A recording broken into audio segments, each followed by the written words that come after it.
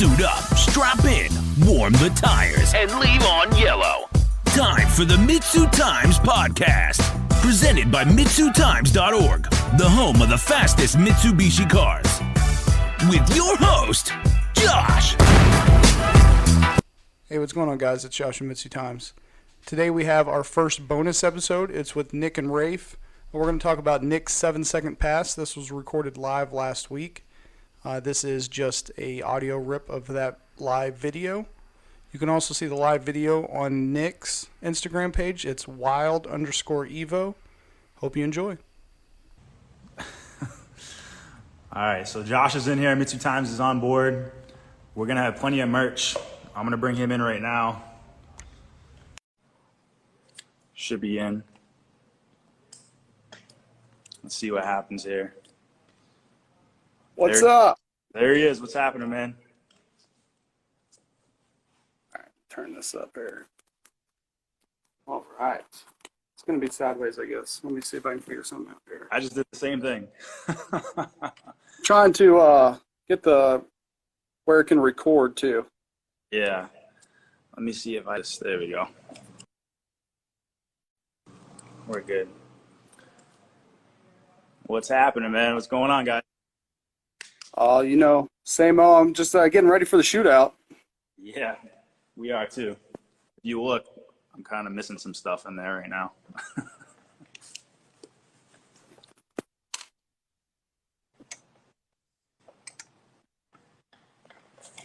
All right, can you hear me?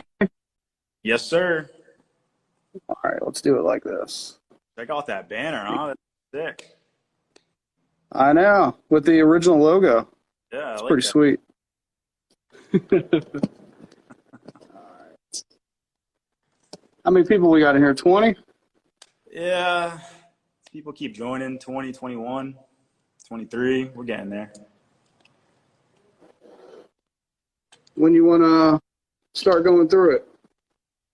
I mean, sure, call. If you want to give the people a couple minutes to get in here. Yeah. We're going to be bringing in Rafe from RRT Motorsports towards the end of this. Heck yeah. Get his perspective on what's been happening this season and what it's been, what it's taken to get us where we are. Things like that. It's been a good season for a lot of people. Yeah, absolutely, man. Absolutely.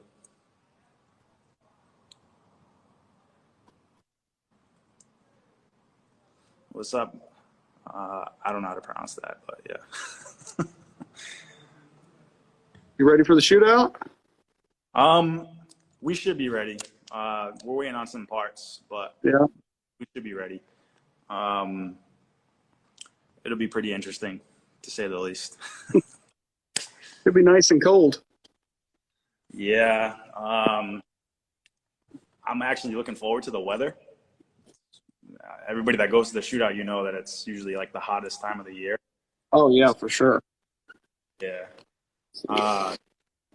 Yeah, guys, we're not really started yet. That's why we're just kind of chilling right now. But once we're ready, you guys will be able to see my chin. Don't worry. You usually have a bigger beard than me.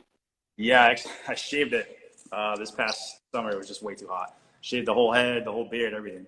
Damn. Yeah, man. The wife loved it. Got the baby face. That's it, man. That's it. I haven't shaved once since I left the Army. This is almost a year. We got enough people in here, I think. You're gonna vote. All right, back. Sorry. I was worried there. Everybody wants to call me. Everybody's trying to get in. Yeah. Come on, man. You guys know I'm doing this. Why is everybody trying to call me right now? All right, we're ready to get started? Yes, we sir. Got 23. Yeah, let's get it. All right, Nick. So talk us through the day and the pass the day you made that 7-second run. Okay. Yeah. I mean, if you guys have been following the car this season, it's been pretty interesting. We've had some failures that shit happens, we had some engine failures, and This is actually the third billet block this season, which Wow. we never posted this. It's just from us turning the car up and really trying to push what we have. So the week prior to us getting to the track, I did another short block. It was like last minute. I picked the block up from Rafe, I think Wednesday.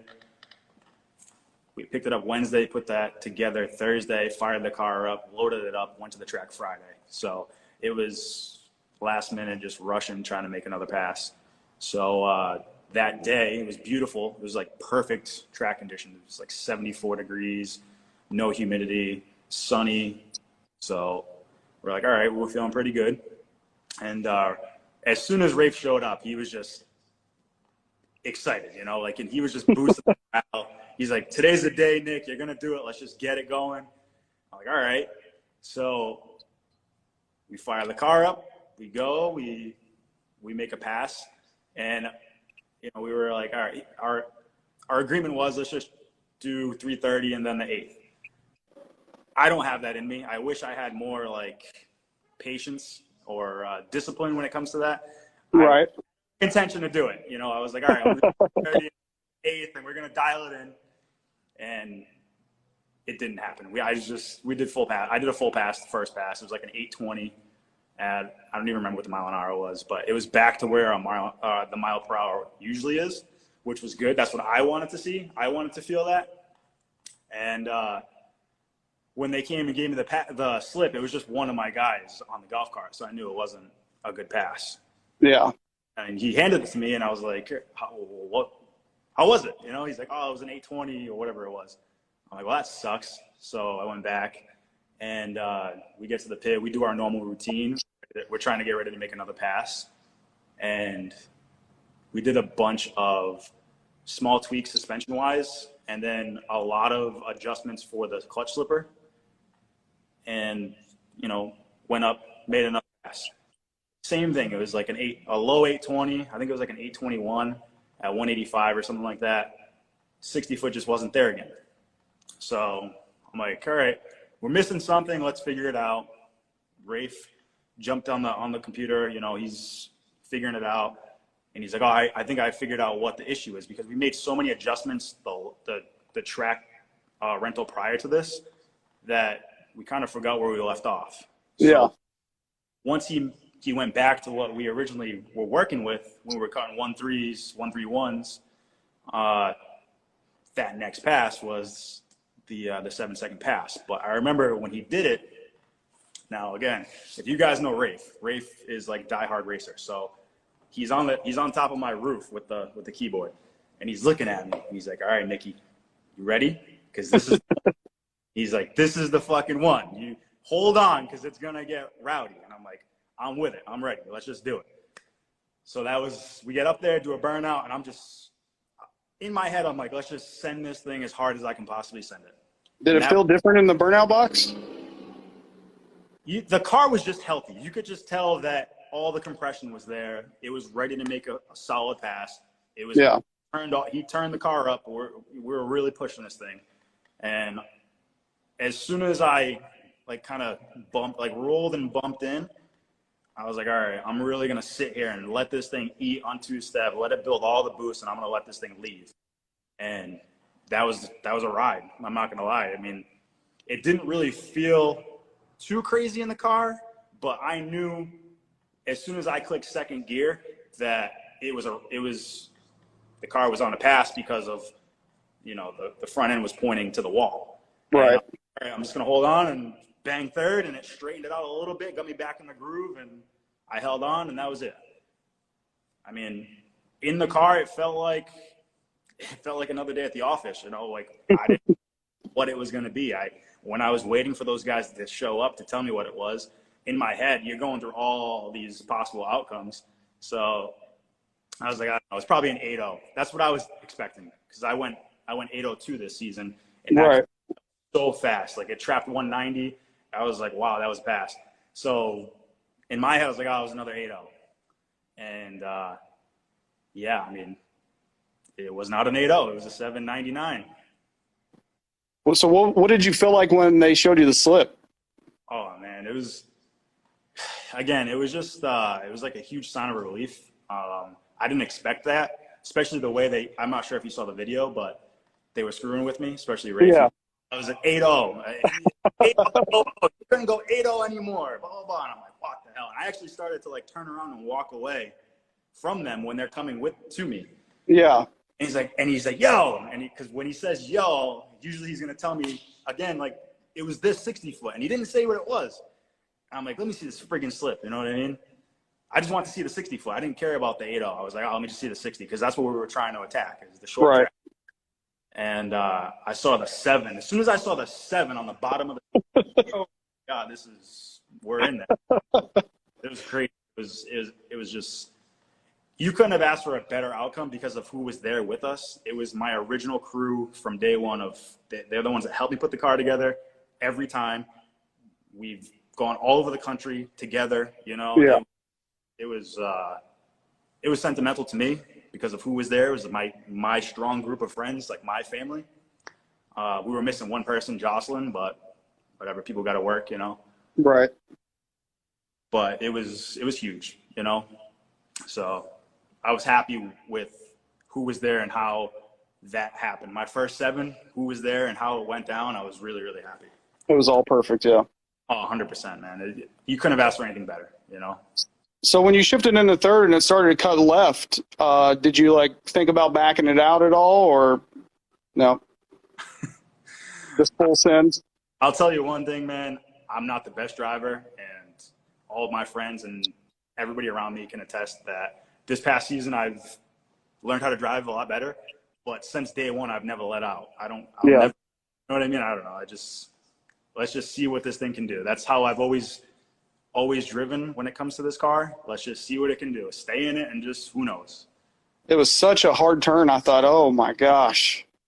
Yeah, I mean, you've seen the video. You've seen Rafe on the back of the car launching. He's like, yeah! And then he started excited. Ah! And then he started straight up. Yeah! So, hey, we're there, you know? Exactly, yeah. So before they showed you the slip, did you think it was going to be a 7? No, not at all. Like I said, I thought it was an 8-0 just by the feel of the car. Like I felt like I got into 4th gear so fast that it was just a shitty pass. But again, I was like, hey, let's just see what happens. I could feel the power. I could definitely feel the power once I clicked into 3rd. But when I banged 4th, like I got to the quarter real fast. So I was like, you know. I didn't expect it to be a 7. So I would say it's been a long time coming, but really compared to others, it hasn't been a long time coming. What did it take to knock this 7s out? 2 things. I would say the main thing that it was again, it came down to me driving the car. I was not a seasoned driver. I jumped into a car that I did not belong in. You know, last year at the shootout was the first time we put this car at its caliper together. You know, we knew the car was going to be fast, but none of us expected the first pass down the track for me to crack an 8-0. Yeah. I did not belong driving the car at that point. I mean, I didn't say that last year. I was so excited that it happened. And when I got out of the car and saw that it was an 8-0, I was like, holy crap. Like, I just didn't expect that. It felt like so slow. Again, my friends that came down, they're like, oh, you went 9-0. I'm like, yeah, it felt like a shitty pass. Then I saw the slip and it was an 8-0. I'm like, dude, that's crazy. So I remember calling Rafe, you know, because he was at the pit. And I'm like, it was early in the morning. I was like one of the first cars down the track that day. I'm sure you remember. There was nobody there.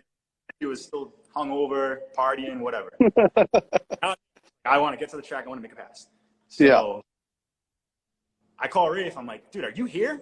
He's like, you could tell he was just hurting. He's like, yeah, why? I'm like, dude, I just went 8-0. He's like, oh, yeah? I'm like, yeah, man. He's like, oh, all right, get back. I want to check the log. That's the only thing he said to me. And then I get back to the pit, and everybody's excited. And Rafe, you could just tell, again, he was hurting. he had a good night, you know? And I give him a hug, and he's like, dude, don't squeeze me. I mean, from that point on, we were like, all right, this car's going 7s. But I got back in the car, and I'm telling you right now, after I went, that 8-0 really messed with me mentally the rest of that event, because I didn't want to be in the car. It scared the shit out of me. Yeah. So ultimately, it came down to just turning the car way down, learning it for the rest of that season. Last season was a struggle towards the end. There was a lot of errors, a lot of, driver errors, assembly errors on my end, because again, we're learning as we go. Right. And, we really figured out the car, and I started to figure out how to drive towards the end of World Cup last year. And we stayed for the rental after World Cup, which was the Monday after.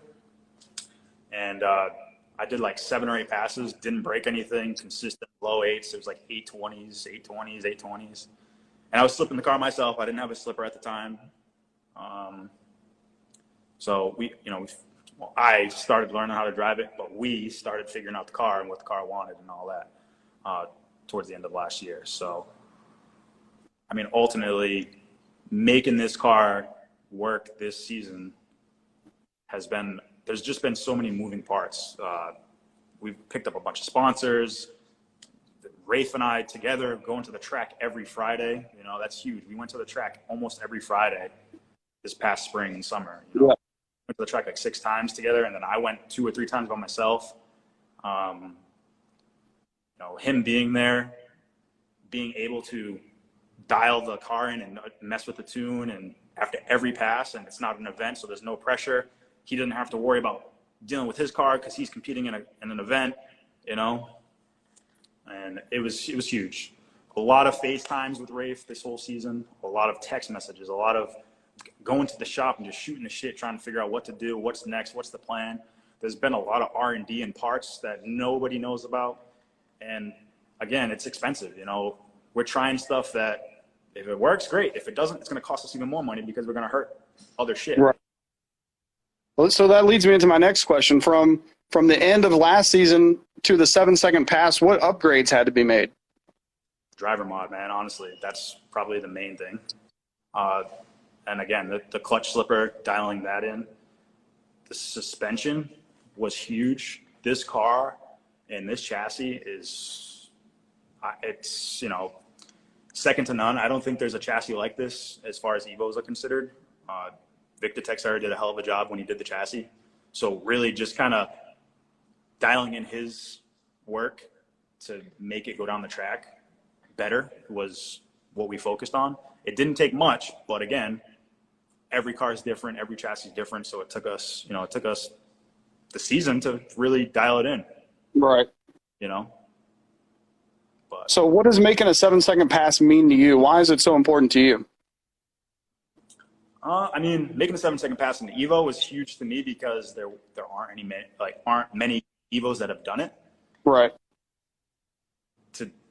I just wanted to be one of the guys that did it. It's set a goal and try to work towards something and achieve it.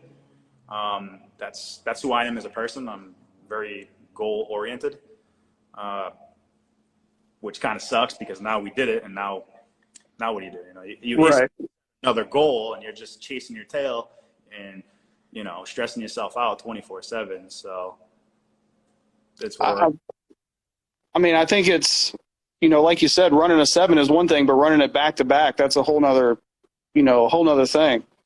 So talk to us about that. To my understanding, I'm pretty sure we'll ask Rafe when he jumps on here, but I think this car is one of the few or only car to run back-to-back 7-second passes the same day. Yeah. Which is huge. So again, shout out to Rafe and RRT Motorsports, because without him and that crew, we wouldn't have done that. Rafe has made multiple 7-second passes, but I believe even him, he went 7s during the first Hail Mary Derby, and then his turbo exploded, so he couldn't make any passes. He had to wait till the following Derby, which was in May of last year, and then he started right where he left off and kept going 7s, but he wasn't able to just back it up the same day. So right. I think that was big for him as well. Like he made that known, like, hey, I want to back this up right now because that was one of his goals. He wanted to make that, take that notch off his belt. So I'm glad that we were able to do that. It was huge for him, so it was huge for me. But I mean, yeah, that's pretty much it as far as the 7-second pass goes. Why it was so important. It was important because it was important to Rafe. It was important to myself. It was important to all my friends that have put all this time and effort into this car. To be one of the handful of Evos that have done it was huge. So, I mean, that's pretty much that. Now we just set another goal and see what happens. Well, that's what I was going to say is what's it going to take to be consistently running sevens now? I don't want to sound cocky or arrogant in any way because I'm not that type of person. But I think this car, from now on, it's going to go sevens every time, or it's going to break. That's it. There's not going to be anything in between. It's not going to be, that's an 820 pass. It's going to be Nick just went 790, or it blew up on the track. That's because I think we're at the point where we figured it out. We got it pretty dialed in and set up. It'll just be, each track will be a little different because honestly, the track that we did this on was not good. The prep was awful. The temperatures were great. The prep was awful. So when we start going to different tracks again, it'll just be tweak it, figure it out, dial it in, and then boom, we should be right where we left off. Awesome. So, Nick, what events can we see this car in action for the rest of the season? Well, we're definitely going to make the shootout. Well, we're going to try to make the shootout. Regardless, I'll be there. Whether the car runs or not, I'll be there. But I would definitely bet on the car running and making passes. And then World Cup, 100% World Cup. We're registered, so those are the two events that I'm gonna try. I have a lot of personal things going on, so I don't think I have time to make. So we're gonna try to make FL2K, but it's just not in the cards this season. Going on.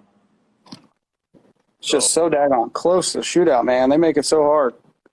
Yeah, I mean, again, that's the other issue. Like, even if we could somehow figure out to pull all these events off, I don't have the parts right now. If anything fails at the shootout, a catastrophic failure, we're going to be balls to the wall to try to find what we need to get to World Cup. So, right. In my opinion, it's a 50-50 chance here. Yeah. But, and especially when, we were kind of talking about this earlier, but, it sucks for you guys because the shootout doesn't pay as well as some of those other events. But then, the shootout's like one of those things where you have to do it. Yeah. I mean, I think I'm going to be in the quick 32 class again. I'm going up against Booston, Red Demon, all these fast cars. So chances are we're not going to win regardless. But I get what you're saying. We're paying like such a high entry fee, $250 for the shootout to only win $1,500. Right. Kind of sucks, but we're not really there to. I'm not there to win money. I'm there to just make a 7-second pass to the shootout and be cool. Yeah. Enjoy it. Hang out with my friends. Yeah, exactly. Making a 7-second pass in front of your friends. I mean, that's worth it right there. I know. That's the goal this season. This shootout is just get to the shootout, make a 7-second hit again, hang out with my friends, get some gear from MitsuTimes, So what about after World Cup? That's going to be it for the season? Chances are that'll be it. If the car is still together after World Cup, I will most likely do the rental again and just turn the car all the way up and see what happens. Maybe, who knows what could happen. So what's the plan for the off season then? What, you got any upgrades planned or anything like that? Yeah. So again, this is kind of behind the scenes stuff, but Wiseco's making us a specific piston designed for myself, Rafe, Mijan. They're in the works of finalizing that and perfecting that, along with some other things that I don't want to really say. Gotcha. Some suspension components. There's some other head components that we're working on right now, which it'll be a huge game changer for us. again, once we have Rafe on here, if he decides that he wants to let you guys in on that, that's fine. I think we're going to do a lot. As far as what I'm personally going to do to my car is there's some suspension stuff that I have sitting here. I'm just waiting until the end of the season. I don't want to change anything right now. And Yeah. That's about Go that. through all the testing again over something like that. Exactly. I mean, the other thing too is I'm starting to work with Precision. They may be getting behind the car, which would be cool. If that's the case, there's a turbo that they're working on for me. We'll see. I don't know if I'm going to change. I have 3 7685s right now. I'd hate to change, but we may. I don't know. I'm not really trying to be greedy, if that makes sense, with how fast the car is going to go. I'm kind of going to have fun and be competitive. Maybe get some trophies, win some events. Yeah. And see what happens. I like it. Yeah. So, Nick, what's the next goal for this car? I mean, like I just said, the goal would be have fun, be competitive, try to win some trophies, try to win some events. Yeah. I have some of that under my belt. Once I get bored, I would say we could probably throw more at the car because there's plenty left in it. Yeah. There's a lot left in this car. I think the way the car sits, there's a low 780 maybe in there, maybe a high 770. Because I haven't even cut a 1.260 foot yet. My best is a 1.30. So I think if we start getting into the 1.2s for the 60 foots, once the mile an hour is back where it was, we'll be low 780s, high 770s. So just working on the short game pretty much then? Yeah, I mean, that's where we're at. We're still working on the 60, the 330, the 8th. We figured that all out. The car's dialed in there right now, but there's always room for improvement. Right. I think at World Cup with that track prep and the conditions that are there, as long as driveline doesn't explode, we should be cutting 1.260s, which if that happens and the rest of the pass is there, the math is there, man. I think, again, 780, maybe a 779. Yeah. I can't wait for World Cup. That's going to be crazy. Yeah. Yeah, I'm actually really looking forward to it this year because, again, last year I was so new, so green to the car, I didn't really stand a chance mentally or anything like that. We had so many stupid issues last year at World Cup that now if we get there, the second we get there, the car's making passes, It's just totally different this year. How many rebuilds did you have to do at the shootout last year? It seemed like you guys were either taking the head off a lot or having to do something. So we went to the shootout last year with 4 heads, and we put all 4 heads on the car. Damn. Again, that's driver error. That was me hanging out at the limiter. These cars don't like that. So we bent a lot of valves, broken rockers, shipped some lifters, a lot of stupid stuff. Again, it's just not being used to that amount of power. I went from maybe a 900 horsepower car going 890s to 1,300 horsepower, almost 1,400 horsepower. It's a big jump. Yeah. So is there anybody that you want to give a shout out to for, helping you get into the 7s? Yeah, I mean, all the same guys that we always give credit to. Obviously Rafe, Shane Cunha, Billy Botello, Jason Campitelli, David Fish, Performance. He's the wiring guy. He's been helping me a lot. Victor Texera, again, he's the fab guy. At the drop of a hat, hey, Vic, I need this done. He'll do his best to get it done so that we can get to the track. He did all the chat.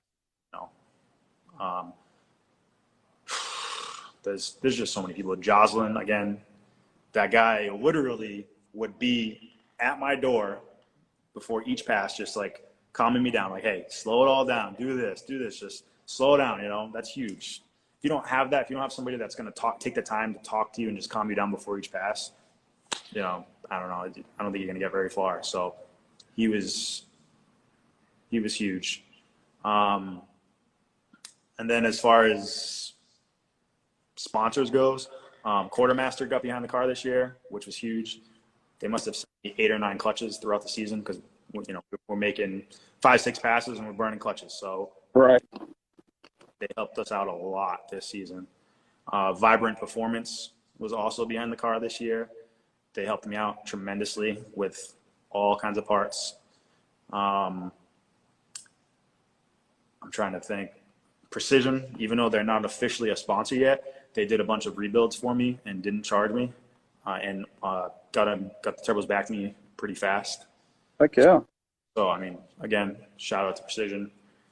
And I think I'd have to say thanks to my wife, because we're actually in the process of building a house right now. I'm a contractor, so I'm building a house, and I've been taking a lot of time not only to do that, but to get this into the 7s, which it's huge. And she's been Right. she's been very understanding. So I would say, thank you, Shelby, for and allowing us to go to the track every Friday and not get home till, almost Saturday morning. Right. So yeah, that's pretty much it, man. We go out to all these events and stuff. Yeah, I mean, again, she knows. I mean, I'm not going to toot my own horn. I work a lot. She knows what it's like. I'm a business owner. She gets it. But the weekends are usually our time. And sometimes, hey, if there's an event, she's like, just go. No, you're just going to sit home and bitch about not being there. So just. Right. Set my camera up here. So we got some guys on here. Some comments. We're digging the live questions and Q&A. So Yeah. and maybe we can answer some of these questions. It's Yeah. hard to do both. So let's see what we got here. I know one said, how much power do you think you're making? Something like that. As far as horsepower goes, the last time I dynoed it, it was just under 1,300. We actually turned it down. So who knows what the car's making. You can tell by the mile an hour. It was down on power when we went 7s. We were only trapping like 182. Normally we're like 185 to 190. So who knows? Somebody said, are you going to be at Texas 2K? I guess that's what, next year? Nah, this is too far for us. We're on the East Coast. As much as I'd love to get to that event, it looks cool. It's not in the cards. I don't think we'll ever make it. Even the shootout's far for us. Over 12 hours. Yeah. With a big trailer on the back, and I don't think it's in the cards. We were going to try to make Florida. We were going to transport the car and then fly, but I don't think it's in the cards. Yeah. I think I'm going to drop my car off and head there myself without the car after the shootout. Yeah, I mean, luckily it's on the way for me, not for you. Yeah, it sucks, man. We're kind of sucks. We're away from everything cool, Let's see what else we got here. Somebody's looking for Wild Evo merchandise. We have plenty of it. You go on the page, man. You just shoot me a DM. Got the shirt right here. Oh, I'm wearing one too. I know you can't see it, but yeah, these stickers, keychains, banners, you name it, man. We got everything. That's one thing we do have. Somebody was asking how you came up with the wrap combination.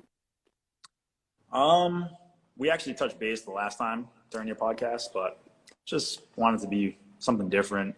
Yeah. Car. It's needed something to stand up to its name, Wild Evo. So that's pretty much that. What else here? Somebody said, when are you going to Lebanon again? I'm done with Lebanon this season, man. Track. The only reason why I went to that track was because of Rafe. He likes that track, apparently. It's only 45 minutes from him. So that's why we kept going there. But I doubt we'll be back there this year. Let's see, did we miss any? I don't know. So hard to scroll through these. There's a lot of comments in here. Didn't expect that. Be curious how your 60 has progressed with the slipper. The 60 foot has progressed tremendously. I was cutting 1.5s without the slipper. With the slipper, we're I went 1.30, so that's huge. It's, I guess if you did math, it's almost 4/10 off of your ET. So That's huge. very. So somebody was asking what you use to keep the car so clean all the time. We use this stuff. It's called SC1. It's actually like a dirt bike spray. Huh. Pretty cool. We have a detail guy here. He does all kinds of detailing, ceramic coating. He's been sharing the shop with us this whole season. So give him a shout. He could probably hook you guys up with it. Last ride auto detailing, I think is what it is. Something like that. I don't know. It's like some shit. His name's John. I'm surprised it doesn't damage the wrap. That's pretty cool. No, I mean, this is for, like I said, this is for dirt bikes. So dirt bikes have all the Oh, okay. stuff like that. It shines everything, anything rubber, anything plastic. It's safe on everything. So works pretty good. That's pretty sweet. Let's see. We missed one here. Maybe not. The slipper makes you go through clutches faster? It's like hit or miss. I think if anything, it may save clutches. If you slip it wrong, if you put too much slip, then yeah, you're going to smoke the clutch. But once you dial it in, I think it's going to help you, you know? Yeah. If you're doing it yourself, you're not going to be as consistent as a slipper. Proof's in the pudding. All right, I got one for you here. Yep. After going through, this road to get to the sevens, does it give you a little bit more respect for, Pagan and those guys who did it, what was it, 2017, and how much they struggled and how many engines they blew up? I mean, that was before Bill of Blocks. That was before all this stuff. I mean, I respect any racer that sets a goal and makes it happen and puts in the work, no matter what it is, no matter what your goal, your ET goal is. If you're trying to go nines and you blow stuff up and you're there every night fixing it by yourself and going to the track every weekend to go nines, I respect you no matter what. Just because you're going faster, it's the same difference. There's just more failures involved going faster. Yeah. In my opinion, anyways. Firsthand, again, trust me when I tell you, it is not cheap to go sevens in an Evo. I believe that 100%. I think the people who've done it before you have had lots of sponsors. Yeah, I mean, for the most part, the guys that did it were, really successful shops and tuners and engine builders and have huge teams and sponsors, like you said. So that definitely helps and motivates. A lot of times people have a shop car or a drag car that is what they specialize in. So that's the platform that they're focusing on. And then the faster they go, the more customers they get because they want to go fast. Right. They want to go fast too. Yeah. That's not the situation here. Wild Performance is a hobby shop. Me and my friend started a couple years ago. It just so happened that I had a really cool drag car that would bring us some work here and there. I had no time. We couldn't really deal with it. It was way too much. So again, it wasn't really a shop. This is just somewhere where we work on cars together, So I don't know. There was no benefits here as far as building this car, going to the track and going sevens. There's no benefits here for me as far as business-wise, incentive, money, reimbursement. It was just a hobby, and it was just to have fun with my friends, talk some shit with Rafe here and there, Should bring Rafe some business, though. Oh, 100%. You can see the sticker, RRT Motorsports. He's all over the place. All over everything. On the banners, he's on my trailer, he's on the shirts, 1,000%. If you're trying to build an Evo, hit up Rafe. If you want to go fast, hit up Rafe. There's no, I'm going to hit up Wild Evo to go fast. You can do that, but I'm just going to forward you. So that's that. But there was some talk that, this car was a shop car and all that shit. It's not. It never was. I had the car before Wild Performance was even a thing. So Right. That's where we're at, just my weekend. It was my weekend warrior. I used to take my dog for rides, go get ice cream in it. And then here it is. It's the same car, just turned up a little. Wow. Somebody was asking, how much do you think you have invested in that Evo? Too much. My wife's on this podcast. I'm not responding to that. No There comment. you go. There you go. She'll hear. Yeah, no shit. Somebody asked how long you've owned this Evo, Nick. I bought the car in 2018, March of 2018. Somebody asked about Apex Evo or Apex Turbo. I've never heard of that brand. Apex. Rafe is actually doing some R&D on that as we speak. Okay.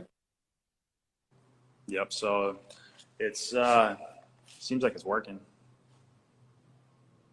I'll have to check them out. Yeah, I mean, pretty badass turbo. But I'm gonna stick with precision. So he's requesting again. Let's see. There you go. Accept.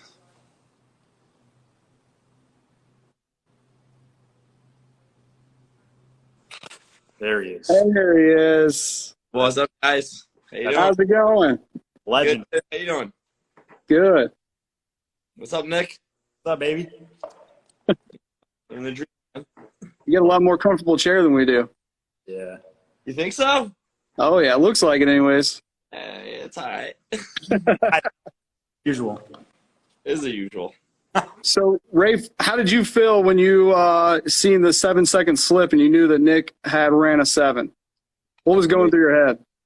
Do I really have to explain that? I think the video kind of did the talking there, but Yeah. Well, for those who haven't seen the video, I guess. I think the emotions were so high. It was almost like he ran my own 7-second slip. Nick's been trying this, and if you don't know Nick, like, he's the most motivated person that wants to do this. So, like, once he gets his mind onto doing something, he's gonna accomplish that. There's no way about it. He's doing it. If he wants to go 6s in a car, he probably could do it. He might drain his bank account a lot. He's doing it. But, like, granted, it's only been a year he's been attempting this. Not that long, but if you know Nick, like, man, he's been trying. The emotions, honestly, unexplainable. It's just the way, as soon as the car left, I knew it right away. Like, I was like, that's a 7-second 60 foot. As soon as the car went, hold on. We got you. I didn't plug my phone in. I got no internet. Hold on. You're good now. As soon as the car went past the 60 foot and the 330 mark, I knew it right there and there, I've been behind that car plenty of times. For me to get that excited, it takes, a good launch. You know what a 7-second pass looks As soon as the like. car left. And as soon as it went in third gear and went sideways, I wasn't stressed about him crashing the car, put it that. I was stressed that he's not going to make that 7-second pass, honestly. I've seen the car go sideways. I've seen my car go sideways. I wasn't worried about him and hitting the wall. Like, he's got it, But it all comes down to, pass after pass after pass on that car. It just, where he was last year to this year, 9-day difference. And just the driver, So the emotions were just out of this world, Yeah, man. honestly, and it just makes it that much more special. Just in the last 3 to 4 years, we've become such close friends with Nick. We talk almost every day on the phone. Yeah, that was it. I mean, I saw the comments where people were like, oh, he went dad mode, that. Like, I know he wasn't gonna hit the wall. Like, we've done this plenty of times. My car, his car. It's an Evo. They go sideways. I mean, if you want an Evo and you go anything faster than 890, you're going sideways. And, it takes some skill, but pretty much I'm confident enough to say, like, we keep it pretty tamed down.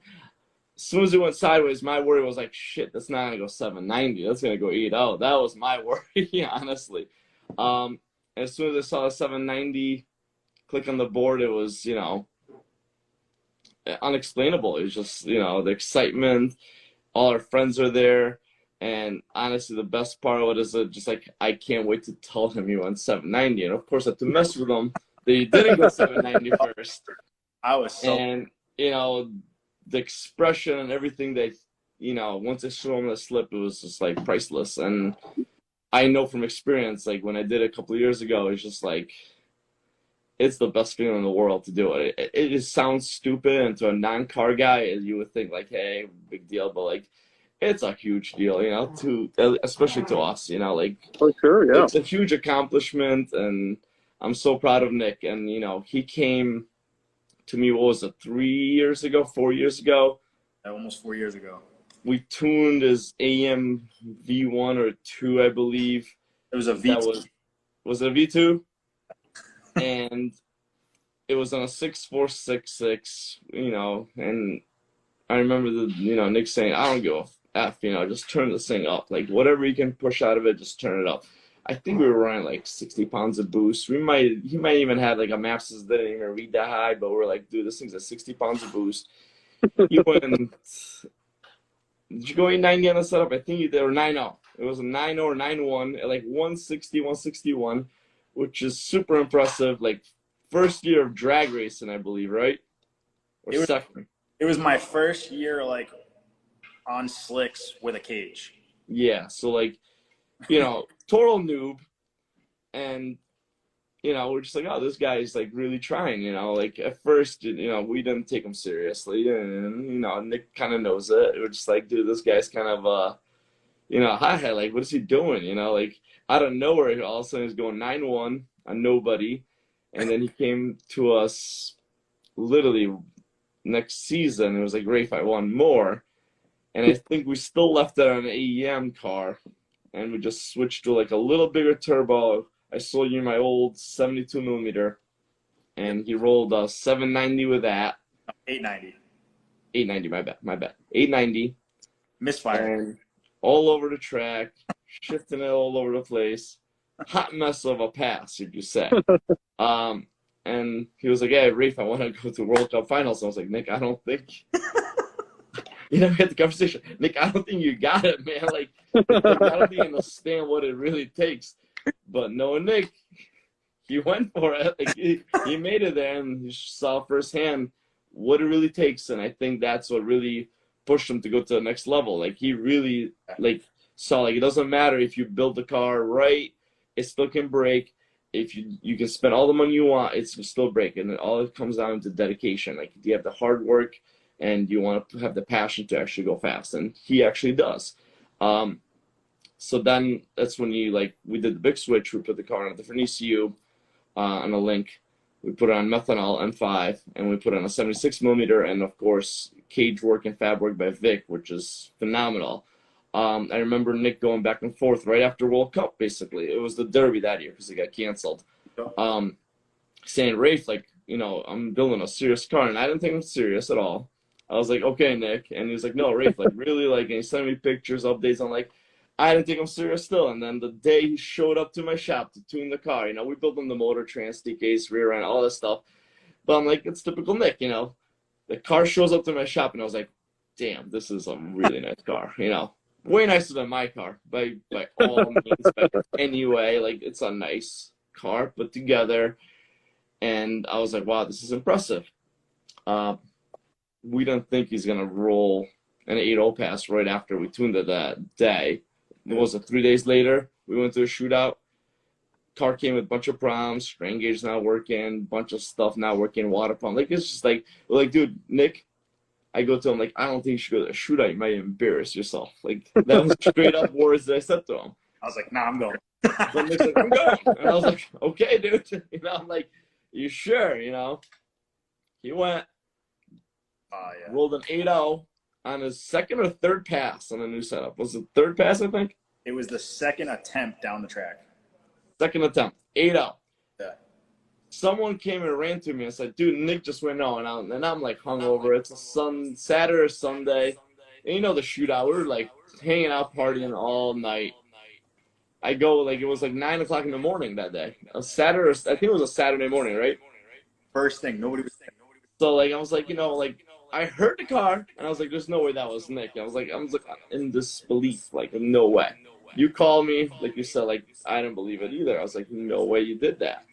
Um, I think that's when I knew, like, when you came back, and I was like, "This car can actually go fast." And you know, we took a step back and turned it down on you, and took baby steps and got you to a 7-second car. You know. Yeah. So, Rafe, somebody said in the comments, what does it mean to you to have three 7-second Evos? I mean, 3 years ago, I would have never thought I would have my own 7-second Evo, and it honestly means the world. I think between me, Nick, Median, we both worked really hard for it. It's not just me taking the credit. They put in their time. Yeah, I supply them with motor trainings, all that stuff, tuning, but they still put the hard work, wrenching on the cars, getting the car ready, getting it to a track. They still have their guys. They're like helping them with the car. To me, it means the world. Like, I couldn't even explain how much it means, but it's like honestly the best feeling in the world. And it couldn't be the best guys to do it with, honestly. And it's just being to a track together makes it that much better for us, Yeah.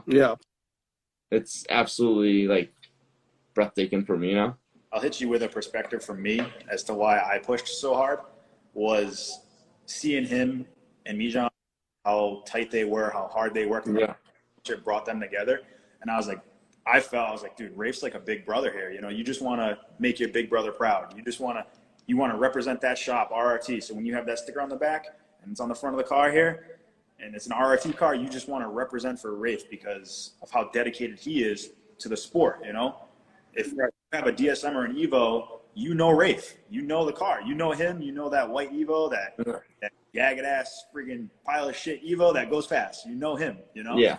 And that's where we're at, that car right there is literally the test dummy of every car that's gone fast. It might not look the hottest, it doesn't get any attention, but that car right there is tested every single possible setup in this world. We put in work with that car, and we literally have tested every single thing possible to be able to hand that to our customers. And I don't even consider Nick or me my customers anymore. We're just literally family right now. Nick knows that I know, Midian knows that we literally we get together, we get at the track, we're there's no questions asked. If I break something, Nick has it, he's giving it to me. Midian breaks something, I give it to him, rotate stuff around. There's no question asked, and honestly, just half the time, who owes what for what, we don't even know. We just make it work, Yeah. It's just such a good passion, and for us to be able together to do it. At first, like I said, 2-3 years ago, Nick was getting in and was kind of do you want to accept them? And now he got his spot and he earned it. And what's funny, when I told Nick when he got his 7-second pass, I said, if you did this last year, I wouldn't have been as happy as you did it this year because you actually worked for it and you earned a spot. If you would have got it too easy, I wouldn't have been as happy for you. Because it takes a lot of work to do what he does. And, it's just nobody really understands the hard work and dedication it really, really takes to make a 7-second car go 7, especially an Evo. Any other car, maybe, yeah. But an Evo. Yeah, these cars suck, man. And if you did it last year, I'd be happy for you, but I'm way happier for you this year because you felt what it really takes, Time this season that you and I have put into the track and going to the track, organizing track dates, and just absolutely, between your own business and my business, for us to take time off to make it happen, and we kind of we knew it was time to push the car to do it because it was just so close, it would be an embarrassment not to, almost, so we had to push it. And I really think the car's got, looking at the data, looking at all the stuff, I think it's got so much more in it. And I hate to say it might go faster than my own car. And just and it all comes down to the chassis. It's such a bad-ass chassis. It's so well built. Victor did a phenomenal job on that. And Victor, if you're listening, man, I've been trying to get my car there for how many years now, and I'm still waiting, you know? Like, we got a Evo outside waiting to get there and dropped off. We're just waiting on you, Vic. Come on. You know? So we really want to build a whole nother Evo just, you know, kind of to be like Nick's Evo. You know, the chassis and the fab work in the car is phenomenal. It's just, I can't comprehend how well it is built, you know? Yeah. So somebody asked, what advice do you have for the slower Evo guys? I mean, it depends how slow or Evo they are, you know? But depends. If you're like in an 8-second range and you're struggling, you're making the power. Like we say, a lot of cars make 1,000 horsepower plus. They should be well into the 8s. Some into the low 8s with 1,000 horsepower. Like, you know, we have 1,000 horsepower cars that should be going 820s, 830s. Honestly, it's weight, suspension, good tuner, and just getting the clutch slip dialed in. Driver. Nick had the biggest problem with his Willwood pedals because he's got Willwood pedals, so you can't actually feel the clutch. And that was one thing I hated about his car when he did the fab work. He did the Willwood pedals, so you can't feel the release of the clutch like a stock clutch. Like, I was used to like pressing a stock clutch pedal, letting it out, and I can just visually see it, and I can see what the slip needs to be. Like, sounds kind of like old school method, but like I can like literally be like, that's how much slip we need, and we can dial it in 3-4 passes. Nick's car with his Willwood pedals, you press it in, you let it go, it returns the same way every single time. We're like, dude, we can't figure this out. We ended up doing a clutch pressure switch in his car. Nick, you want to comment how long it took us to dial that in with a pressure switch afterwards? I'm going to just go ahead and say I'm a dickhead for that, first and foremost, because he was telling me to do this, and I was like, no, we should be able to figure it out. Literally, he came into the car. He was just like, doo-doo-doo. He's like, all right, it should be good right there. Went 131 60 foot, 802 at 190. So instant. That being said, anyone that's got an Evo that's literally in, I mean, even if it's a 9-second Evo, you got a very aggressive clutch like a Quadmaster triple or any triple clutch, anything that's really like on-off switch. Get the Pro valve, which is like the one that's got more stability. Don't buy the cheap one, buy the really good one. And if you don't know what you're doing, I guess hit up RRT. I don't want to say hit me up, but like get a clutch, you know, pressure sensor. Hit me up and I will have you hit. There you go. No, like there's plenty of tuners out there that can figure it out. By no means I'm not the best or anything. I'm just lucky enough to have the group of guys that can put in the work. Like, you know, there's probably better tuners than me out there. You know, I don't know, maybe I'm undercrediting myself, but like, you know, get the sensor in there and get a slipper in there. The car will go fast. Just, I'm telling you, it doesn't take much. Once you see the curve, you'll figure it out. Put it that way. You know? I want you to tell these guys the truth. I taught you everything you know. You're ugly. Come on. Everything. Yep. You taught me how to put some studs on the walls, 2x4s. We got it all. It's a cinder block. We put a roof on the building. We're good. Maybe. We're good. We're good. So, Rafe, somebody asked if you tune DSMs anymore. No. Yes, you do. No. Only we put it this way. We'll take select a few, and I don't need to be like rude about it. It's just like out of 10 of them that come to my shop to go on the dyno, 9 of them came and make it off the trailer to make it on the dyno, so it wastes our time a lot. So what we've said, sounds about right, doing is you have to prove that your car is worthy enough to bring it here. And I hate to do that, but I feel like being on the East Coast, there's so many DSMs and so many are hacked up, we just can't take the chance. So if you can give me proof of the pictures, your like work ethics on the car, who put it together, we might take it in. It's a big maybe. Don't get your hopes up. So while is go on, VR4 that we're building here, we'll take that in. Previous customers that we've tuned for a DSM, if they're previous customers, we'll still tune them. It just, we got, you know, unfortunately, we loved, because I started with the DSMs and that's my passion. And I hate to like turn them down, but like, it's hopefully brings a message to the DSMers like, hey, just make sure your car is put together right if you're going to bring it here. Like, we just can't, we get cars here that like have no alternator belts. Like, it's like, come on, man. Like, how you expect me to tune this car at 11 volts on this battery? Oh, let me put a belt on. Like, dude, no, you got to get this done before. Like, it's just like, Yeah, it's just gonna. there's too much of a pattern that's happening. So we just, unfortunately, we just can't. We're just saying no to all of them unless you can prove yourself. And if you prove yourself, we'll take it in. Yeah. I see that a lot lately with a lot of different tuners out there. Yeah. And like I said, I love to take them all in, and I like to help them out. And usually the ones we do take in, and we'll give you advice and figure it out. But then, like, we spend 3-4 hours, and we can be doing a lot of work. And if we had the time at the shop to be able to do that, sure. But we just don't have the time. It's just we're busy, and it just we're taking away from other work. One thing I'll tell you is, this past season was the first time we threw my car on that dyno and didn't have to fix anything. Yeah. So it's like sword. Even a high caliber car that's built 1,000% can still have issues. So if your car is not built 1,000%, what do you expect to have? You're gonna have nothing but headaches. Absolutely. Hold on, let me plug my phone in. Good. Should be good now. Yeah. No, I mean, and it's expected. And now we get a lot of cars that need a lot of work once they're on the dyno, and it's expected. We don't judge, so don't get stressed out about that. But there's some cars that just like, you should know better. Like, why you here? Like, get go home, fix it, or pay us to fix it. Some of those things. If you're listening to this, we know you're watching, Shane. Make sure your car is 100%. You were one of those cars. I see him in the comments.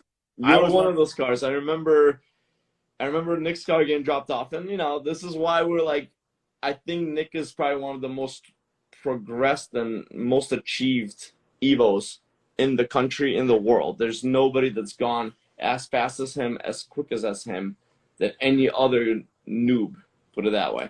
I remember getting Nick's car in to do like a clutch and some wiring, and we'd be like, Nick, like, what is going on here? And no disrespect to him, like, he didn't know, like, he didn't have the background. So I remember we're saying here, like, Nick, you can't be doing this, like, what's going on here? And from what he's been 2 years ago to now, I couldn't even explain the improvement it's been. That's why I was so shocked when I seen the car, the way it came in, like, what was the last year, basically before the shootout, and I was like, oh my god, I can't believe this is the same car now. I could, like, the wiring on the car came in like a hot mess 2 years ago. Like, things are all over the place, and like, it was to the point where we didn't want to touch the car. It was almost a DSM. Like, I was like, what is going on here? But we stuck with it. We got him to go 890, and he was happy, and I'm glad he pushed through. Glad we didn't like kick him out and he didn't go anywhere else. So. And we gained a huge friendship that, I can consider him as a really good friend right now, Smurf at EG just asked the question, what's the fastest car you've tuned? And I'm just going to say, technically, my car is the fastest mile an hour. Mile an hour. Currently, you're the fastest mile an hour. I think medium went 188 with my stuff, and then I have gone 189.5 or something. Do you have gone the fastest? Yes, you have. Somebody was asking your thoughts on the 4G64, using that in the Evo instead of the 4G63. We would never do it in one of our old cars, but the 4G64 is a good motor if you want a street car with a lot of torque, a lot of response, a lot of turbo spool. Absolutely. We just would never run it with any kind of OEM or Cometic head gasket. We have we designed actually a firing head gasket, actually the same kind of design that we run in the billet blocks. So with that setup, we've seen almost zero failures with head gaskets, because that's the weakest part about it. But we wouldn't technically run it on a race car. If you want to do a street car that's making 800-900 horsepower, yes. Anything past that, you should go 2-liter. We usually run a long rod 2.0. That's our go-to. But a 4G 6.4, nothing really wrong with it for a street car. If you want to go down the track once in a while, absolutely fine. But for a serious drag car that you actually want to put out some good times, 2-liter. I knew somebody was going to ask this question after you said what you said about the car originally. What was the reason that I took it to the next level? I'm going to tell you, I'm just going to throw it out there. I'm not going to say anybody's names, but one of the main reasons that I decided to do this with the car was at the first Derby that I went to, there was somebody, a very well-known person who's very successful in drag racing that I met for the first time in person, and he saw the car and he's like, "Oh, cool car. Like, what's your best ET?" And when I told that person it was an 890, he just kind of shrugged and walked away. So I was like, well, it's because you were the, World Cup, so Hail Mary. exactly. That's the slowest car on the property. Exactly. Slowest cars on the property. So he was just like, eh. And I was like, you know what? I should try to take this to the next level. Let's just see what I can do, So that was the main reason why I was like, you know what, let's just rip this car apart and start over. Because I never really got to build the car around me. I was always like chasing other people's things that they did to the car, and then I was working around it. So I was like, I'm going to build the whole car around me. Here we are. If you're wondering what Rafe's fastest time is, or Nick's fastest time, just check out MitsuTimes.org. Yeah, 100%, because it's all on there. But Reader's Digest, Rafe's gone 7.8. Yeah. I've gone 7.97. But we're not telling you the mile an hour, so you guys have to do your homework and go on the MitsuTimes and check it out. Right. Absolutely. So next stop is, I guess, the shootout for both of us, and you guys get you nervous. look like you're ready. I'm not. Huh? You look like you're ready, but I'm not. Oh yeah, I'm ready. You should... There's nothing in there. You got a motor in there, don't you? Nah, I Bluetooth it to you. I hear. Yeah, we were both waiting on manifolds. We had some cracks on both of them. Yeah. Two different fab guys, so you can't blame anyone. Definitely. There you go. Definitely. So, Rafe and Nick, do you guys get nervous when you're about to go down the track? You want to go first?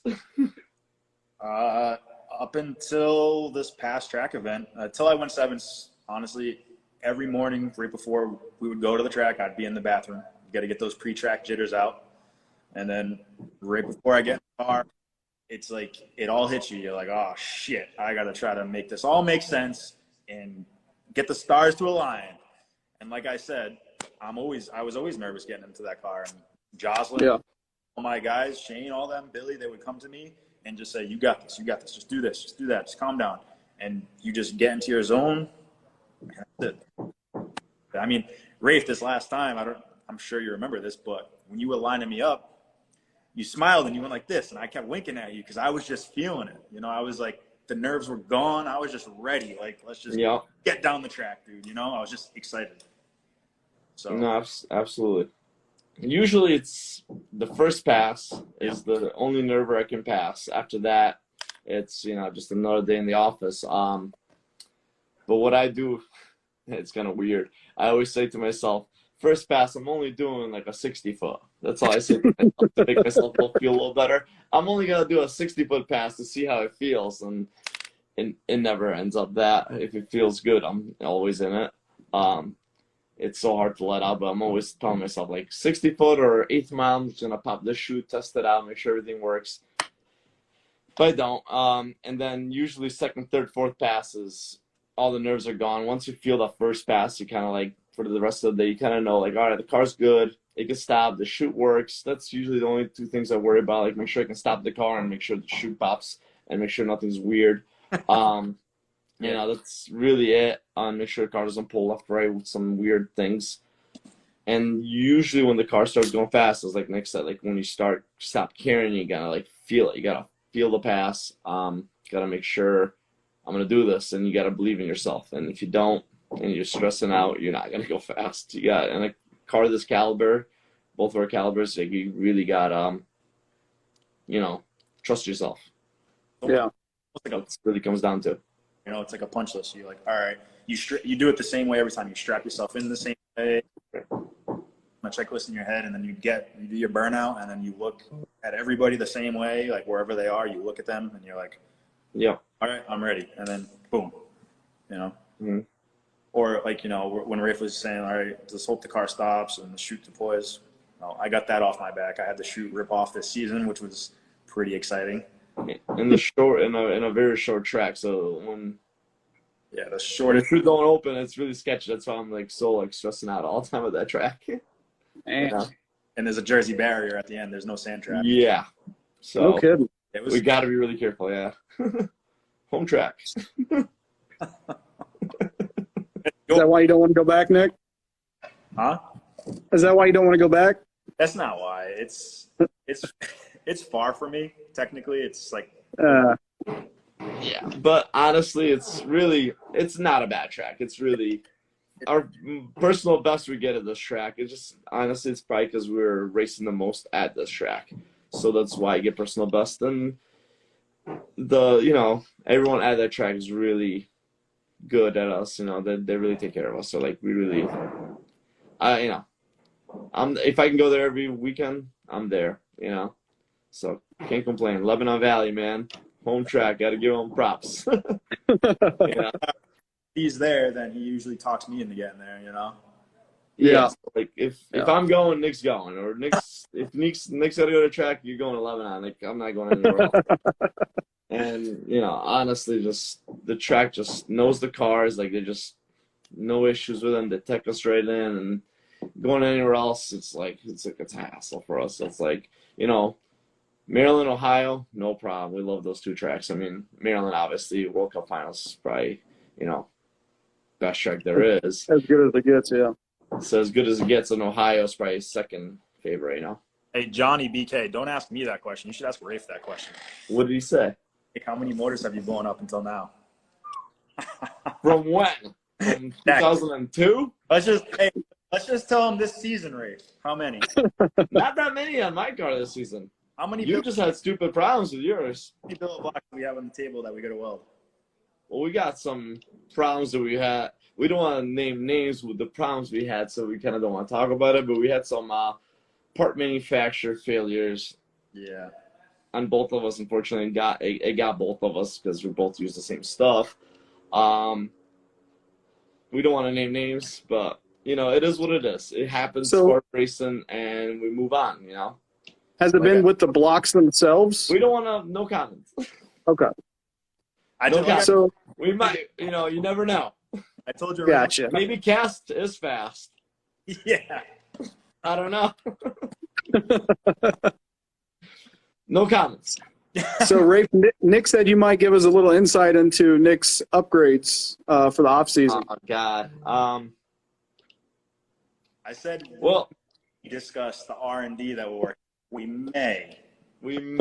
I mean, everybody knows if you watch both of our cars, Midian's car, and Midian's car still on the verge of dialing in because he's a little bit more stubborn.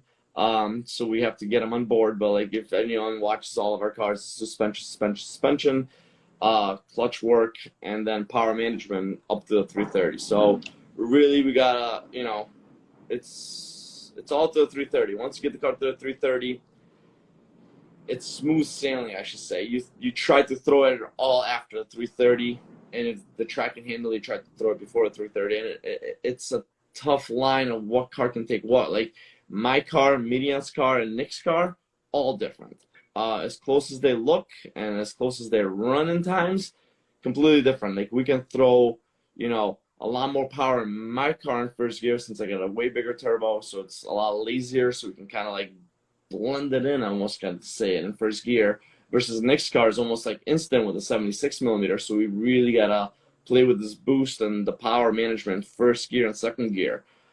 In the end, if we can get Nick's car to like light up or not light up, kind of like leave the way it leaves and throw a little bit more power in the beginning of it, I think he can go just as fast as my car. He'll be missing the top end, but I don't think you need it. As long as the car goes fast, the 330 to 8th mile, that's all you really need on one of these cars. It'd be nice to get 191, 182 and get a record in mile an hour, but it's not needed to go, quick and T. Right. Rafe's actually, the way his car is working right now, I think Rafe, again, he's trying to be modest, but he's on the verge of taking the world record this year, whether it's mile an hour or ET, if not both. So, well, car is also a car to watch this season, shootout and World Cup. So you can We can only hope, but the stars need to line up. So that's it. you know, we've had really good 8th miles in the car, with actually really bad 60s and 330s, but really promising 8th miles. So it's really showing something. But again, it's a lot of new things. Like I said, that's the test car for everything. So I'm not scared to test everything like on the car. So like it'll set me back months, years. You know, I'd almost say like, yeah, like me testing parts that I shouldn't have been testing probably like set me back not running the 7-second pass before anyone else. But you know what? It's just the way I am. I don't like to try things that work. I try things that no one's used before because How do you drive? yeah, you gotta try. And if you don't try, you can't go faster, I guess, you know? That's right. I kind of hate myself for doing what I do, but I gotta try. Like I'm the type of guy like no F's given. I just throw at it and see if it works. If it doesn't work, we try it again and kind of fix it and figure out how to do it better. And if it doesn't work, you scrap that idea. You know, we've tried so many weird things over the last 15 years on this car, I would say. Some were so dumb, they're like, what was I thinking? But if they worked, hey, it would have been really positive thing for all the Evo community. But unfortunately, a lot of things didn't work, and only small things worked. Ask him about the Sawzall last year at the shootout. What did we do with the salsa last year? With the Sawzall last year. I forgot the salsa, honestly. He decided to change the turbo. Oh, God, yeah. So, yeah, there was definitely a salsa issue. Oh, that was the shootout. Shootout, yeah. Yeah, so we decided middle of an event where the car's #1 qualifier already won a 790 pass. Yep. Some dude had a exhaust manifold that were like, hey, and granted, the manifold we ran a 780 on was a manifold we built in-house with one of my fab guys in 2014 or 15. It was a short runner, small, thin wall tubes, like inch and 1.25 or 1.35, something really small runners, where it was really restrictive. And we had an 83, 85 millimeter turbo that was super restrictive, so we couldn't get the car to go faster than like 183. Like, it was just like, it was a forward facing but standard, like really tucked in short runners, not flowing well at all. So we bought a manifold at the shootout that looked better than mine. We're like, let's put this on. Yeah, at midnight. At midnight, we worked on the car till 3 a.m. We did get the car to go 780s the next day. With Sawzall. But we worked all day long. Like, we worked from like, I think 1 in the afternoon till like 3 in the morning. Because we found out, hey, now, like, and, you know, I was like, hey, I think this will work as long as we can get an intercooling pipe to work. Okay, but then all of a sudden, like, oh my God, the radio doesn't work, this oil line doesn't work, this coolant line doesn't work. So it was a chain reaction. We're so deep into it, we're like, now we got to make it happen because we can't go back. And then, but it's one of those things, and that's the stupid stuff we try, and then, I guess that's the only way we progress, you know? It gets better than that. My man, Rafe, the guy just, like he said, he tries dumb shit and tries new shit. He decides to do something very similar at World Cup. Because it wasn't enough for Rafe. It wasn't enough. Yeah, I mean, that's the thing. Like, I'm always pushing the envelope. So, like, should I went to World Cup with a setup that worked? I should have. And, you know, I'm not doing that this year. I can tell you that. This year, I'm going with a setup that works, and I should have known better. But it's one of those things, like, when you have the opportunity to go to the best track prep in the world by Jason Miller, and you're like, how can you pass that along? And, like, you got to throw everything we can and everything we learned through the seasons. We're like, all right, we know we can make more power in this car. Let's try this turbo. Let's try spraying the car. And it was just didn't work out that well for us. So again, I'm trying to, what I'm getting at is everybody asking, it's been the same questions over and over again. What does it take to go 7 to Nevo? And that right there. Dedication, man. Dedication, gamble, taking a risk at too big of changing it. Like, oh, it works, but let's try this. There it is. I mean, you're not going to go 7s in an Evo unless you get either A, lucky, or B, you got someone helping you in the background, or you just have deep pockets. But even if you have deep pockets, I don't care if you throw everything you got. You can't do it unless someone guides you through it and teaches you how to do it. And then you still have to be dedicated enough to keep doing it over and over a few times before you get the pass. Yeah. It's a lot of hard work. Yep. I mean, can we do another car to do sevens? Yeah, but it's again, it's not like even if you have the recipe, it's still you got to be dedicated to do it, and you got to make sure Right. you have the dedication.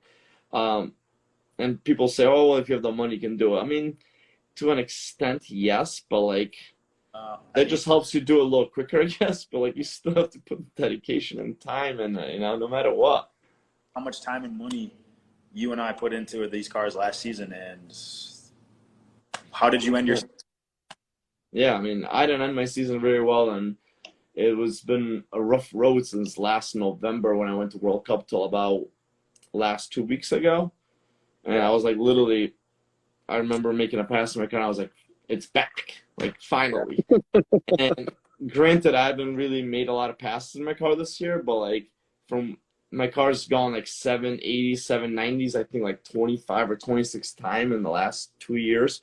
So it's probably one of the most consistent 7-second cars to where I've been that consistent and I wasn't able to go sevens anymore all of a sudden because I changed so much stuff. And I was like, wow, like it was like, I got to figure the car back out. And finally on a 785 with a really bad 60, but it was like a 152. I couldn't believe it. Like, I don't even want to talk So about that right there gives you the motivation and the drive. Now, all right, now I know it's got it. Like, let's do this. 'Cause the pass before that cut a 130, I shut it down early. And now it goes 152 and it goes 785. I'm like, all right, so the car's there. Now I just got to, get everything else together. my man. Get everything else to fall in order. Rolled out of the hole and went 785 in an Evo. Yeah. He wants to sit here and say, it's The car's not there yet. It's nowhere near. No. simple build, simple build. It is a simple build. Yeah. So now that we've seen a 6-second DSM and we're on the verge of another 6-second DSM, do you think we'll ever see a 6-second Evo? Nah, not in a long time. Not in a long time. I'll tell you, ain't going to be any of us doing it. No, like I have no drive into making a 6-second, Evo. Mad props to Devin to get a DSM to go sixes. He just, we're talking about dedication and drive. Like that man, for him, what he did, that's crazy. Like that's hard work right there. I would never want to be in that zone. That's just. We think we got a lot of work now. That's even more work later. Not for a while. Maybe in 5 years we can bring that question back up. But like for an Evo to do that is just unpractical. A DSM, okay, Aaron Gregory might do it. Devin already did it. For another DSM to ever do it, I don't even see that. It's just those two guys been around for 20 years plus, and they've been doing it for a long time. And that platform just really figured out those two. Cars only, I would say, are figured out.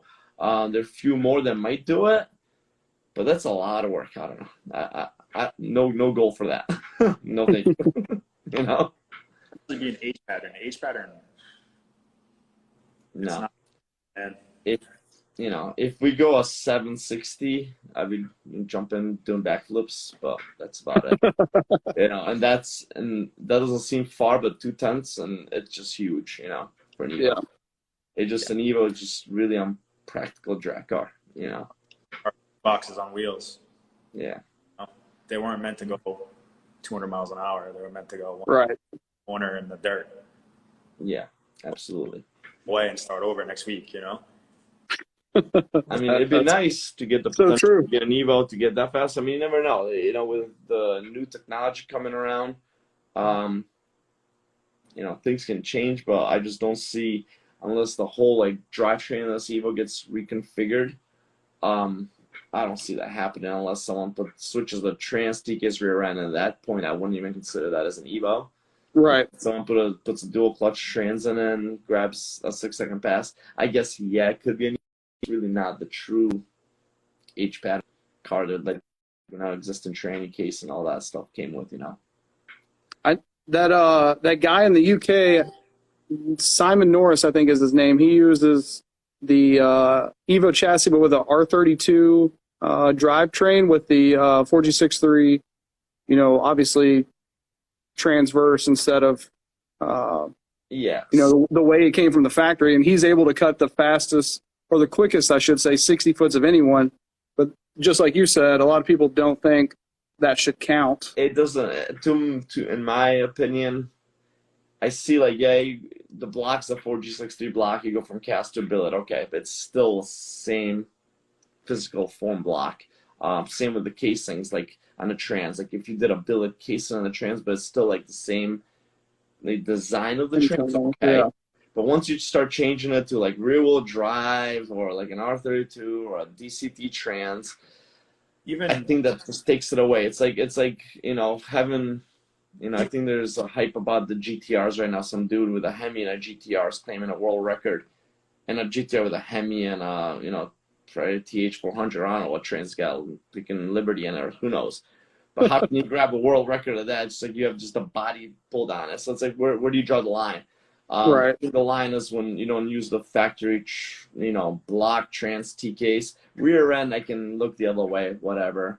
You run a 488 or something else, whatever. But as long as everything else in the front looks the same, I'll say okay.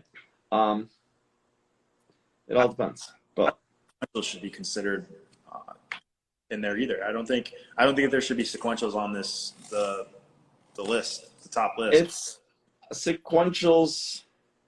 It's a different story. I guess you can kind of let them slide in, but it's still, I get it. It's not an H pattern. But it's still kind of the same physical casing on the trans. I can let it slide, but it kind of takes away from it a little bit. How much more are you picking up from it not actually having to physically push each gear? Well, right. You know what? Don't drive like a bitch. That's right. Drive like a man, you'll be fine. That's right. I don't see that much advantage in the sequential. I see a little bit, but I don't see that much to worry me about, like, hey, he's got a sequential in there. If you have to do that and drive a sequential, do your thing. But, like, I think we're good enough on our H patterns. I believe in myself that I can drive just as good as them, I guess. I don't know. My question to you would be, so say you and I went toe-to-toe at World Cup, and I ran a 779 and you ran a 780. Everything on the slip was identical. The only difference was I crossed the line first because I was in a sequential and you had to actually H pattern shift your car. How would you feel? I don't know. I'd be, deep down it might be like, yeah, he's got sequential. That kind of sucks. But like, at that point, I don't know if that little bit was from the sequential or just the car was just a little better, Proven, like we're talking tenths of a second, milliseconds. If that car went like a 740s and we were stuck at 780s, I'd be like, all right, at that point, maybe we should get some sequentials. It's a different story. But that little bit of a time, I'd be like, you know what? We figured something else out. I just think it's cheating. You know what? Maybe. It's just fucking cheating, man. Just like Bashir's old auto swap Devo. Yeah. So anything that goes auto or rear wheel drive like that with like a different trans, like I call that out. Sequentials, I draw the line. I still don't know yet. The only thing is I'd say like you're not man enough to shift your own car, man.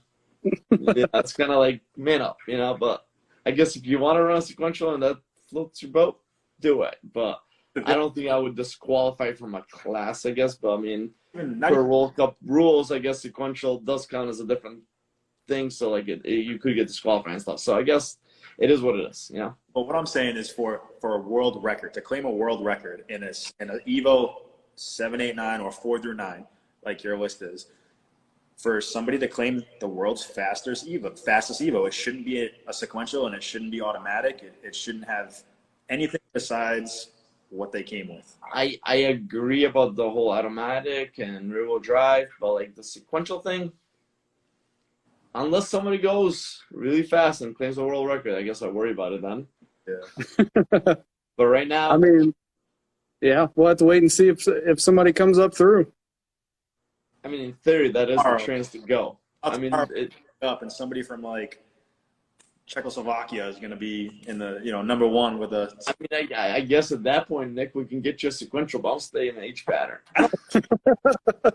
I'll get you a freaking sequential built for you. I don't want a sequential. I just think it's cheating. I mean, well, just I'll like say everything else on yeah, MitsuTimes, slightly cheating, slightly cheating. we'll take it to a vote. And that's what the website's all about is, if the community doesn't agree, then it's not going up there. It's going to stir up a lot of dilemma. Yeah, but if a vote, let's just strictly talk Evo list, there's 3 cars on that list that would not be on there. I can already tell you. What other cars are going faster? So, Extreme Tuner's on a sequential, right? He wouldn't be on there. The 9-second parts car, I don't think he'd be on there. Is he sequential too? No, but it's just.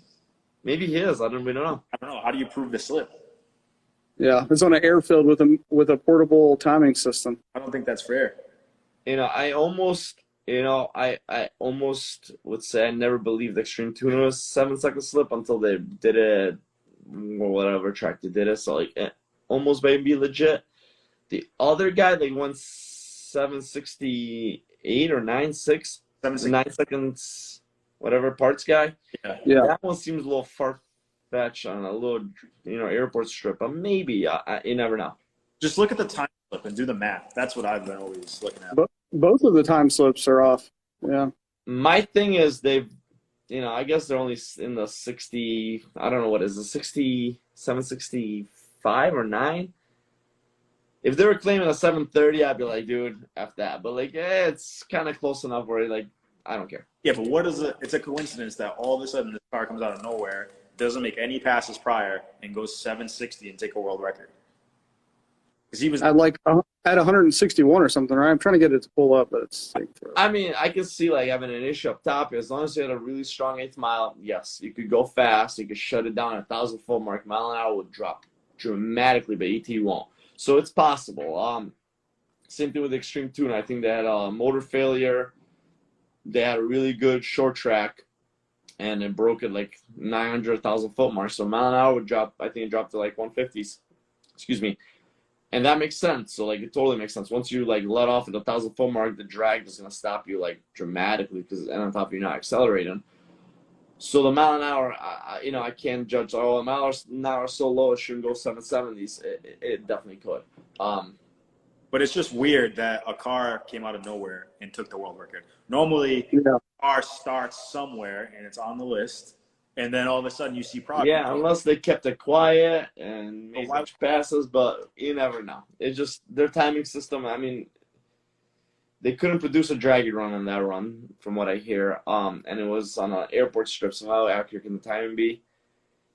To me, and I'm pretty good at judging on sound and visual, it sounded to a 790 pass to me, but I can't argue with it. I don't know, that doesn't stand up in court. That's fair. We're gonna rough. It is what it is. If I could speak Greek right now, I would. All right. So. All right. What else we got? I don't know. Get ready for the shootout. We'll see you at the shootout, and make sure you guys are watching World Cup because we're going. Yep. I want to see it in person. Hell yeah. Shootouts in what, 2-3 weeks? What do we got? 2 weeks. Oh gosh. Yeah. Yep. My parts, Rafe. Got to be on the road 2 weeks from today. My car's up and apart. Same. Just bring it anyways. We'll fix it in the parking lot. We will. We'll have somebody in the plan truck. usually. We're just working on it there. Now I just need a manifold. We cracked the manifold really bad, so I just gotta fix the manifold. And I don't know why anyone with a broken DSM or Evo within 150 miles from the shootout doesn't just bring it anyways. yeah, you just fix it there. That's it. Yeah. It's usually what you do. It's fine. Call me right now. Come on, guys. You see I'm on here. All right. So it was nice having me. Thank you. Appreciate Absolutely. talking Thanks to for you guys. coming on. It's been an honor. Hopefully next time we chat, it's something even better and faster and something we can really celebrate on. Just break the world record. Yep. Nah, that's not gonna happen. Yeah, that's gonna happen. I'll make time for you. Believe me. It's gonna go. You know, if that happens, I don't I don't even know how we live past through that. Like, I don't know, like I'll probably have a heart attack or something. Someone's gonna have to do CPR, bring me to the hospital. I can't handle that, man. Come on. Don't do that to me, guys. Please. No, but Well, we're trying, but it doesn't mean it's gonna happen. Like, I'm gonna give it everything I got, like I always do, and happens, it happens. It doesn't, it doesn't. It's, I've learned not to take any hard feelings with any of this. Just having fun with it at this point. yeah. The point. Have fun and enjoy ourselves. So Rafe, is the only events you plan on for the rest of the season the shootout and World Cup? For big events, yes. Shootout and World Cup, we're probably going to sneak in a couple of rentals. Probably one before the shootout, one after the shootout. So technically the car should come out 4 more times, and that's about it. Like, we had a really late start this season. Like, we didn't start racing the car till August or so. Like, really late start because we're doing a bunch of new upgrades, new harness, new turbo kit, different motor stuff, different cylinder head stuff. Until we got the car out, it was almost like August. So it was like the latest we've ever had the car out. Because usually, like, winter's over and we're like right at the track. So we kind of took a little bit. I don't want to have that big of a break, but it just kind of like happened because we're just like waiting on things, and harness guy took a little longer. If anyone knows me, I hate electrical stuff. Like, I'll do it, but like I hate it. So like, we had Nick's guy Dave Fish do it. Dave, right? Yeah, we just call Dave him Fish. Fish. So Dave is his first name. So he came to my shop at least like 7-8 times, 10, 12 hours a day, and we rewired the whole car. I mean, we got so many new sensors and things that I've always wanted, and the car kept adding new things, so the harness was always a mess because I would add this thing, add that thing, and it just snowballed at us. So now finally we got everything we need in the car. So it's like so nice to go to the track to see all the data. Like, it's nice to go into the ECU and see all the inputs full, and like, yeah, I don't have any room for anything. Now I can have everything. So hopefully that helps us out this season, and we'll see what happens. Yeah. All right, guys. It's been a pleasure. I can't wait to see all those cars in action. I appreciate it, man. Yeah, man. Thank you. Catch you guys later. Well, yeah, we'll see you in 2 weeks. All right, All right, man. Damn, 2 weeks, huh? All right. Take care, man. All right. Later. Thank you for listening to the MitsuTimes podcast. Check out our Instagram and Facebook for daily updates. Get added to our list by going to MitsuTimes.org and clicking Submit a Slip. Thank you to all of our sponsors.